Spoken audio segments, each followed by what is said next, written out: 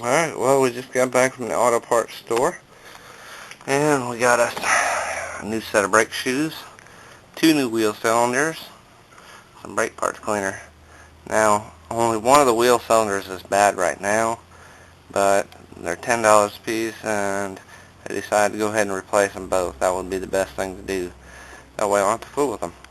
So, now on my truck I've got front brakes are redone completely, and now the rear brakes will be completely redone, including wheel cylinders. Got my rotor over there.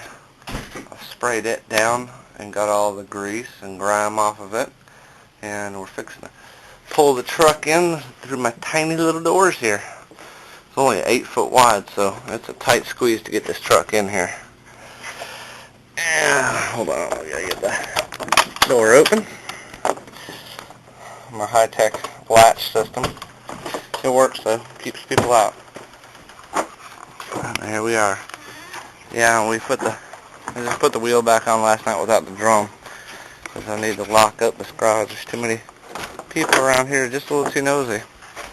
Oh yeah, and that's the V6 that come out of that white truck, the parts truck, and there's the transmission, which I'm saving as an extra, and I know I need to get it out of the dirt and out of the weather, clean it up. So, let's back this beast in here. Unfortunately, look, that white truck comes with 2 brand new brake shoes, but we need 4. That sucks. I went and tore it apart last night hoping that somebody had just put 2 on that one, and they didn't, so. Or if they did, they were already wore out, so. Here we go.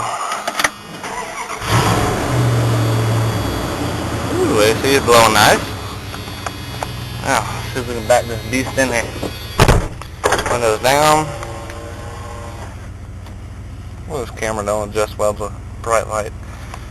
As you can see, the brake light's on, and the ABS light's on, because we have no brake pressure. Well, we have front brakes, no rear brakes. Ow. Let's squeeze this thing in here without scraping her up too bad. I could work on it outside, but I don't like getting all full of sand, especially trying to do brake work. Okay. It's a little bit tricky to get her in here. We'll get her though.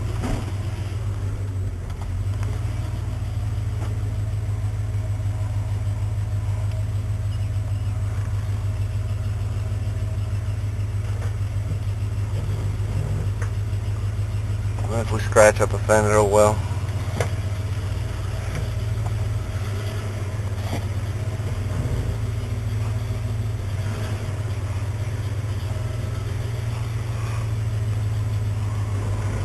Except for the cabin, I won't scratch it up.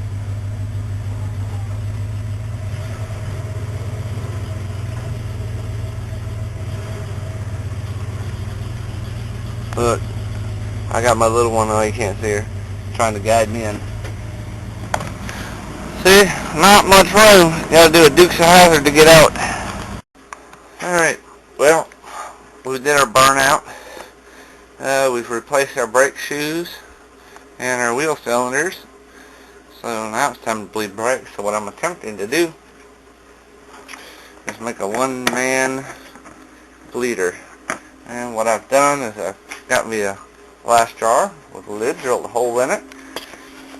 Got me a piece of metal brake line and a rubber hose with an end on it. I've made it long enough so that I can put it outside, out from under the vehicle. That way I can see the bubbles coming up in the jar, and once the bubbles stop, then I know, hey, there's no more air in the line. So all I'm going to do, stick this down through here. The hole's a little bit bigger, and I'm going to use my hot glue gun and glue that, and hopefully it'll work. Well, there you have it, guys. A little hot glue up there.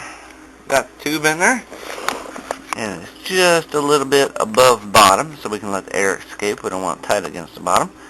So all we got to do is put enough brake fluid in to cover that tube so that no air will get into there. And I've made me a Redneck homemade self-brake bleeder. Now, the only thing is we'll see how well it works. I don't think we're going to fool with it tonight. And I don't know if we're going to fool with it tomorrow, because tomorrow's Mother's Day. But, anyway, when I get around to doing bleeding these brakes, I'll do a video on it.